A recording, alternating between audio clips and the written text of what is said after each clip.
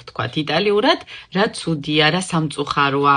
როდესაც ვინმე რამე ცუდ ამბავს გვეუბნება, სამწუხარო ამბავს გვეუბნება და გამოვხატოთ ჩვენს ემოციას.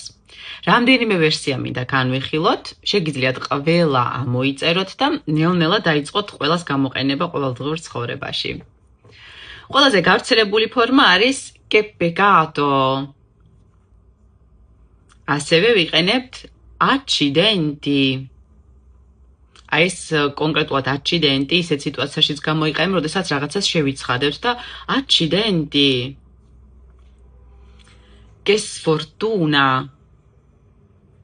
რომ მეთქვა che fortuna, პირიქით, რა მაგარია, როგორ გაგიმართლა, ამას ნიშნავს და che sfortuna, რა სამწუხაროა, რა ცუდია.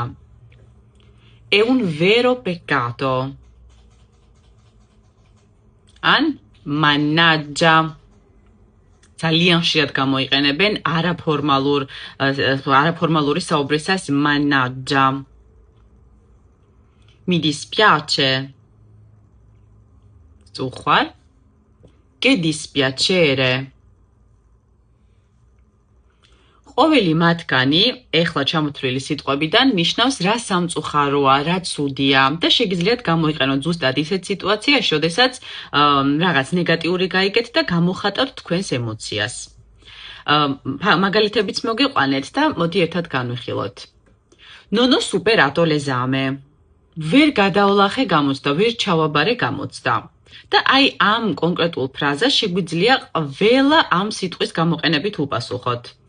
An vetqui magalitat che peccato, an vetqui accidenti, an che sfortuna, an è un vero peccato, mannaggia, mi dispiace, che dispiacere. რომელსაც მინდა გამოვიყენებ, ყველა ვარიანტი მისაღებია და სწორად გამოყენებული იქნება ამ ფრაზასთან. კიდევ სხვა მაგალითს მოგიყვანთ. Purtroppo non possiamo venire al tuo compleanno. სამწუხაროდ ვერ მოვალ შენს დაბადების დღეზე. აქაც მოსწავლეებო და მეგობრებო, ყველა სიტყვა, რაც ახლა ვისწავლეთ, შეგვიძლია გამოვიყენოთ. მაგალითად, che peccato, an accidenti, che sfortuna, è un vero peccato, mannaggia, mi dispiace, che dispiacere. დიდი მადლობა ყველას, ვინც ბოლომდე ნახა დღევანდელი მინი გაკვეთილი. იმედი მაქვს მოგეწონათ. შეგახსენებთ, რომ იტალიური ენის უფასო ვიდეო გაკვეთილების სანახავად შეგიძლიათ ეწვიოთ ჩემს YouTube და Facebook არხს ბაზმანი. Ciao!